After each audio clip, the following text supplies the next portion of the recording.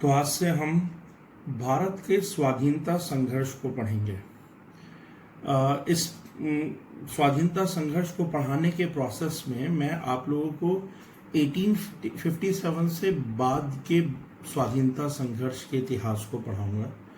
Civil academy के जो medieval history के टीचर हैं वो 1857 तक की हिस्ट्री पढ़ाते हैं, तो मेरा काम 1857 के बाद के इतिहास को पढ़ाना है टिल 1947 तक, जब तक भारत को आज़ादी मिलती है वहाँ तक का इतिहास मैं आपको पढ़ाऊंगा।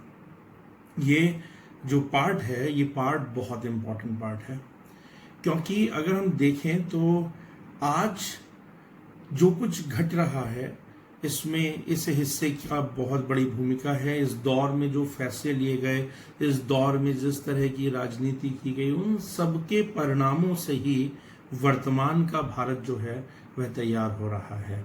तो ये भारत के लिए बहुत महत्वपूर्ण पक्ष है इतिहास का, साथ ही साथ यह हर भारतीय को जानने वाला पक्ष है, क्योंकि आज भारत में जिस तरीके से इतिहास को लेकर के वाद विवाद हैं और जिस तरीके से लेकर के ऐतिहासिक घटनाक्रम पर लोग टिप्पणियां तो कर रहे हैं, पर बहुत कम लोग हैं जो उन ऐतिहासिक घटनाओं को जानते हैं या उन्होंने उनके बारे में पढ़ा है।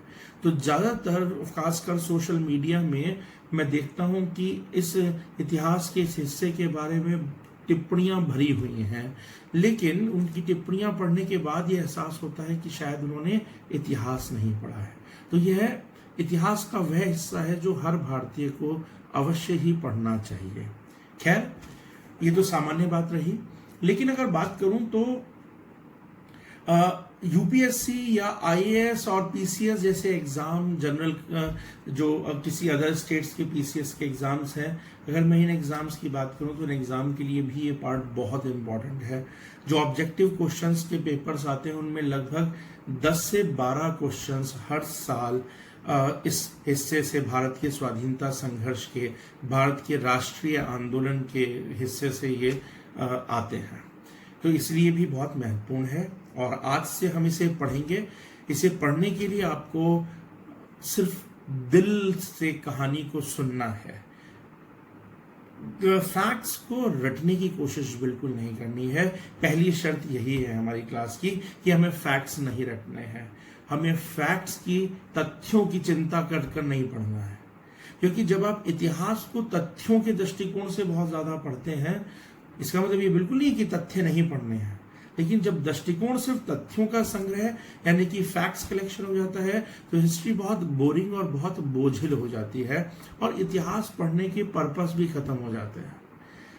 हिस्ट्री एनालिसिस के साथ पढ़ने की चीज है, हिस्ट्री एक्सपीरियंस को गेन करने की चीज है।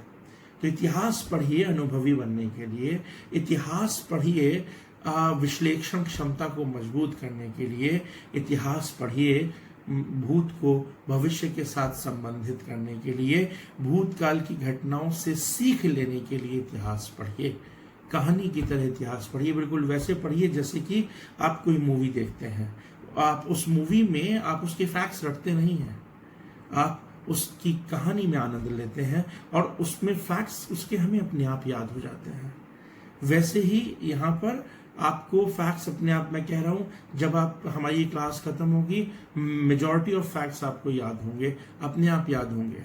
इंपॉर्टेंट है कंसेप्ट, कंसेप्ट पर ध्यान दीजिए, संकल्पनाओं पर ध्यान दीजिए। कंसेप्ट का मतलब कोई घटना क्यों हुई, उस घटना के कारण क्या थे, उस घटना के आज जिस समय वह घटना हुई उस घटना के उस समय पर तात्कालिक कारण क्या थे, तात्कालिक परिणाम क्या थे, और दूरगामी परिणाम क्या थे, भविष्य में उसके क्या परिणाम हुए, कोई फैसला जो लिया गया वो फैसले के क्या सकारात्मक पहलू थे, क्या नकारात्मक पहलू थे, भारत को उन फैसलों ने कितना आगे बढ़ाया, कितना पीछे ले गए, उन फैसलों में कितनी परिपक्वता थी या उन फैसलों में कितनी नासमझी या गलतियां थी।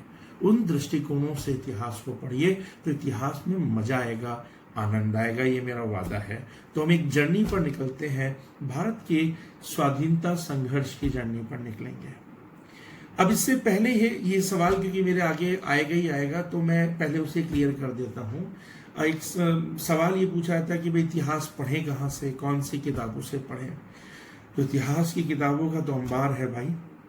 इस पर्टिकुलर पोर्शन की बात करूं मैं 1857 के बाद के इतिहास को पढ़ने की बात करूं, भारत के स्वाधीनता संघर्ष को पढ़ने की अगर मैं बात करूं तो कुछ बुक्स हैं जो कि अगर मैं सिविल सर्विसेज के पॉइंट ऑफ व्यू से, आईएएस और पीसीएस की परीक्षाओं के पॉइंट ऑफ व्यू से अगर बात करूं तो मेरा पहले ये कहना है कि देखिए मार्केट में हिस्ट्री की बुक्स बहुत हैं, बट बहुत सारी बुक्स ऐसी हैं जो कि केवल कलेक्शन ऑफ फैक्ट्स हैं, जिसमें वन लाइनर फैक्ट्स लिखे हुए हैं और बच्चे उनको रटते रहते हैं।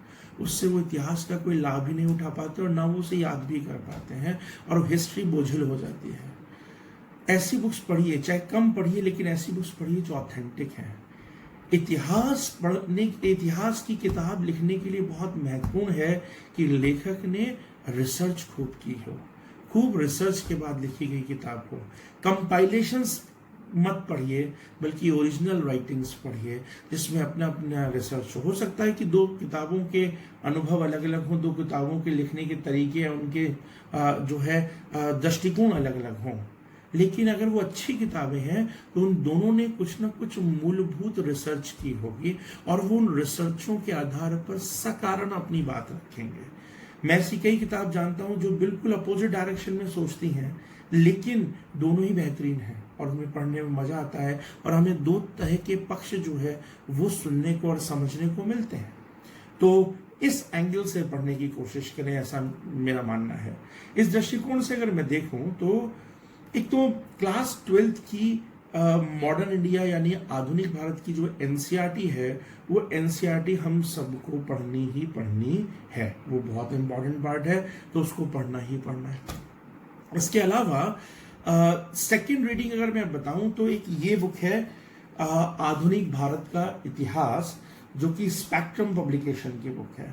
तो दूसरी बुक ये बहुत अच्छी किताब है, इसमें बहुत सारी घटनाओं को इकट्ठा किया गया है। ये इसकी कवरेज बहुत वाइडर है, नोट्स फॉर्मेट में ये लिखी हुई बुक है, कवरेज काफी वाइडर है, ये आपको प्रीलिम्स में बहुत मदद करती है। ये मस्ट रीड है, पढ़नी ही चाहिए। अगर आपको सिलेबस का वाइडर कवरेज करना है तो सिलेबस को कवर करने के लिए ये बुक आधुनिक भारत का इतिहास बहुत अच्छी किताब है, स्पेक्ट्रम पब्लिकेशन की बुक। इंग्लिश मीडियम में भी आती है, हिंदी मीडियम में भी आती है। इसके बाद जो तीसरी किताब पढ़नी चाहिए वो ये बहुत बेहतरीन किताब है और वो है भारत का स्वतंत्रता संघर्ष, जो कि विपिन चंद्रा ने लिखी है। इनके साथ मृदुला मुखर्जी और कुछ और लेखकों ने लिखी है। ये बेहतरीन बुक है, मास्टरपीस है। विपिन चंद्रा को नेशनल प्रोफेसर का दर्जा दिया गया है, तो इसमें बहुत रिसर्च है। इसकी कवरेज वाइडर नहीं है, लेकिन इसमें जो टॉपिक्स लिखे गए हैं वो टॉपिक्स पर इन डेप्थ स्टडी करके लिखा गया है। तो ये बहुत बेहतरीन बुक है। हर यूपीएससी का बच्चा या पीसीएस की तैयारी करने वाला बच्चा ये किताब पढ़ता है जो अच्छी स्टडी करना चाहता है। ये बुक हिंदी में भी आती है, ये बुक इंग्लिश में भी आती है। दोनों की पब्लिकेशंस अलग अलग हो जाते हैं, लेकिन बुक इंग्लिश में भी आती है। India struggle for independence, Vipin Chandra की इंडिया स्ट्रगल फॉर इंडिपेंडेंस। तो ये बुक इंग्लिश में भी है, इसे जरूर पढ़ें। ये हमने तीन बुक डिस्कस कर ली। एक मॉडर्न इंडिया की एनसीईआरटी, क्लास 12 की हिस्ट्री की एनसीईआरटी, दूसरा स्पेक्ट्रम पब्लिकेशन की आधुनिक भारत का इतिहास, और तीसरा भारत का स्वतंत्रता संघर्ष विपिन चंद्रा का जो नॉवेल है वो हमको पढ़ना है। ये तीन किताबें तो पढ़नी है, ये मस्ट रीड है। इसके अलावा भी कुछ वर्षों पहले ही एक नई किताब आई है जो कि मुझे बड़ी पसंद आई है, बड़ी अच्छी किताब है, और ये है प्लासी से विभाजन तक और उसके बाद। प्लासी से विभाजन तक और उसके बाद, ये बुक भी बहुत अच्छी है। ये शेखर बंदोपाध्याय की किताब है। ये भी बेहतरीन बुक है और ये विपिन चंद्रा से थोड़ा अलग डायरेक्शन में लिखती है, बट जो लॉजिक्स दिए गए हैं, जो तर्क दिए गए हैं, वो काफी अच्छे हैं।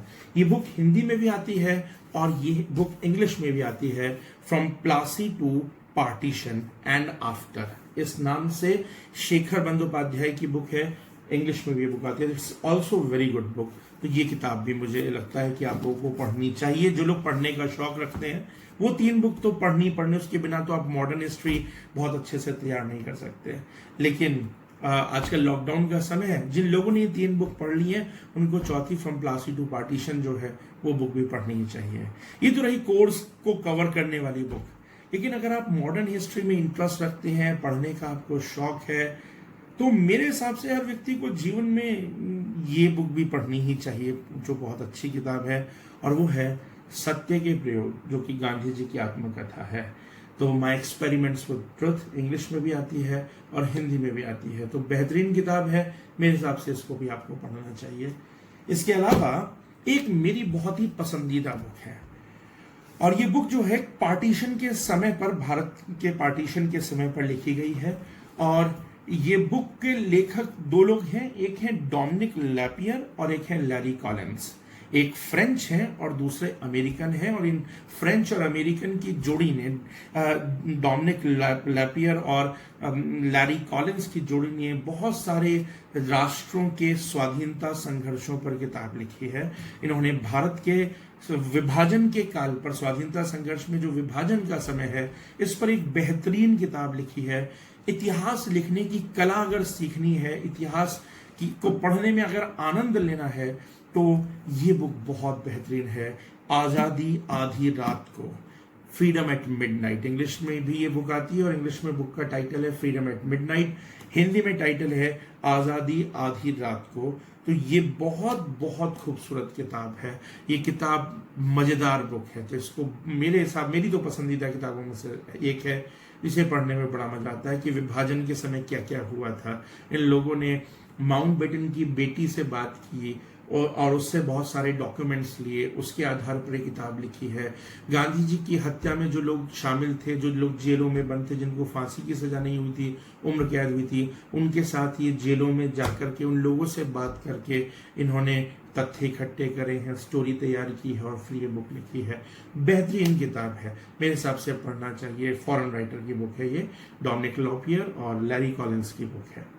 तो ये तो अगर शौक रखते हैं तो पढ़िए, मुझे बड़ी पसंद है ये वाली किताब। तो ये तो रही बात किताबों की। तो इतनी सारी किताबें पढ़ने का छात्र को तो समय नहीं मिलता, पर जीवन में तो कभी समय मिलेगा ही मिलेगा।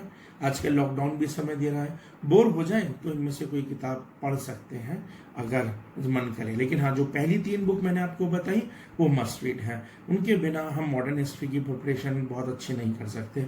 तो वो किताब हमको अवश्य ही पढ़नी चाहिए, ये बात। अब पढ़ाई कैसे करेंगे, किन किताबों से पढ़ेंगे, तो हमने डिस्कस कर लिया। अब पढ़ेंगे कैसे, तो देखिए ये पूरी वीडियो की सीरीज के दौरान हम कंसेप्ट भी पढ़ेंगे और हम फैक्ट्स भी पढ़ेंगे। क्योंकि आजकल अगर हम ऑब्जेक्टिव एग्जाम्स की बात करें या प्रीलिम्स के जो एग्जाम्स होते हैं उनकी बात करें, तो अब वो समय चला गया जब केवल और केवल फैक्ट्स पूछे जाते थे, केवल डेट्स पूछी जाती थी या केवल स्थानों के नाम पूछ लिए जाते थे। अब ऐसा नहीं होता। तथ्य याद रखने जरूरी है, लेकिन अब हर सवाल एक मिक्स्ड क्वेश्चन आता है, जिसमें 3 या 4 स्टेटमेंट्स होते हैं, जिसमें 1 या 2 स्टेटमेंट कंसेप्चुअल होता है और 1 या 2 स्टेटमेंट जो है वो फैक्चुअल होते हैं। फॉर एग्जाम्पल अगर हम बात करें तो वो समय गया जब केवल ये पूछ लिया जाता था कि असहयोग आंदोलन गांधी जी ने कब प्रारंभ किया या किस तारीख को प्रारंभ किया। अब सवाल महत्वपूर्ण यह हो गया है कि असहयोग आंदोलन गांधी जी ने क्यों प्रारंभ किया, क्यों गांधी जी ने असहयोग आंदोलन को खिलाफत आंदोलन के साथ मिलाने की कोशिशें की, किस तारीख को प्रारंभ किया, यह भी एक स्टेटमेंट तीसरा आ सकता है। लेकिन फिर गांधी जी ने असहयोग आंदोलन को समाप्त क्यों कर दिया। एक चौरी चौरा की घटना क्या इतनी बड़ी घटना थी कि वह एक बहुत बड़े राष्ट्रीय स्तर के आंदोलन को समाप्त करने का कारण बन जाए। तो विश्लेषण जब तक नहीं होगा, एनालिसिस जब तक नहीं होगा, आज के समय के एग्जाम्स के आंसर्स आप बच्चे नहीं दे पाएंगे और इतिहास में मजा भी खत्म हो जाएगा। तो हम कंसेप्ट पर भी पूरा पूरा ध्यान देंगे, एनालिसिस करेंगे खूब अच्छे से, और उसके साथ हम फैक्ट्स भी पढ़ते चलेंगे, डेट्स भी पढ़ते चलेंगे, और दुनिया भर के तथ्य हैं जिनका संकलन हम साथ में करते चलेंगे। मेरी पूरी कोशिश रहेगी कि मैं दोनों चीजें आपको साथ में वीडियोस में देता चलूं। नाउ इसमें मैं पढ़ाने का जो अपना मीडियम रखूंगा वो मैं हिंदी मीडियम रखूंगा। जनरली आप लोग जानते हैं कि मैं क्लास में हिंदी इंग्लिश दोनों में पढ़ाता हूं, लेकिन यहां मैं केवल हिंदी मीडियम रखूंगा क्योंकि वीडियो दोनों भाषाओं में बनाना या दोनों भाषाओं में कंटेंट अवेलेबल कराना थोड़ा मुश्किल हो रहा है और वो आनंद भी खत्म हो रहा है। तो इतिहास है, कहानी सुननी है, हिंदी आप सब लोग जानते हैं, तो हिंदी में उस कहानी का आनंद ले लीजिएगा। और जो मैं कंटेंट भी दे रहा हूँ वो हिंदी में दे रहा हूँ, तो इतिहास में मुझे नहीं लगता आपको उतनी समस्या होगी। और जब लॉकडाउन के बाद इंस्टीट्यूट खुल जाएगा तब तो आपको सारे नोट्स वगैरह इंग्लिश में सब अवेलेबल आपको हो ही जाएंगे। जो इंग्लिश मीडियम के बच्चे हैं उनको सब मिल जाएगा, हिंदी वालों को भी वो तो सब बुकलेट्स वगैरह आपको आपकी स्टडी मटेरियल मिल ही जाएगा। नाउ ये तो रही बात कि तैयारी कैसे करें, किस दृष्टिकोण से मॉडर्न हिस्ट्री को पढ़ें, नेशनल मूवमेंट को पढ़ें, राष्ट्रीय आंदोलन को पढ़ें। ये हमारा आज का मेरा एक इंट्रोडक्शन का वीडियो था जिसे मैंने पार्ट 1 बोला है। संभवतः आज रात तक ही जो है या कल सुबह तक एक मेरा पार्ट 2 वीडियो जो है वो भी आ जाएगा, और पार्ट 2 से अब हम पढ़ाई स्टार्ट करेंगे, हम शुरुआत करेंगे। तो अगला वीडियो जो पार्ट 2 है उस वीडियो में हम कुछ सवालों के उत्तर खोजने की कोशिश करेंगे। आप भी उन पर थोड़ा सा सोचिएगा, हम भी सोचेंगे, और उसके बाद फिर मैं उनको एक्सप्लेन करने की कोशिश करूंगा।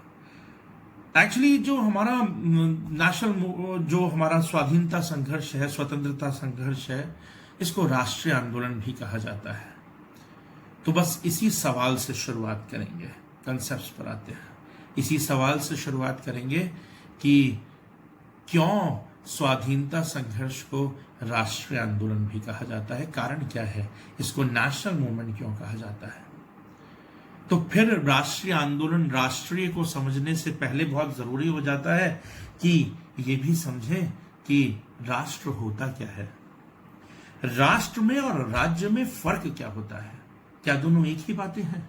क्या राज्य होना और राष्ट्र होना एक ही बात है, या इनमें कुछ अंतर है? क्योंकि ये बहस वर्तमान में भी जारी है, राष्ट्र बनाने की और राज्य बनाने की।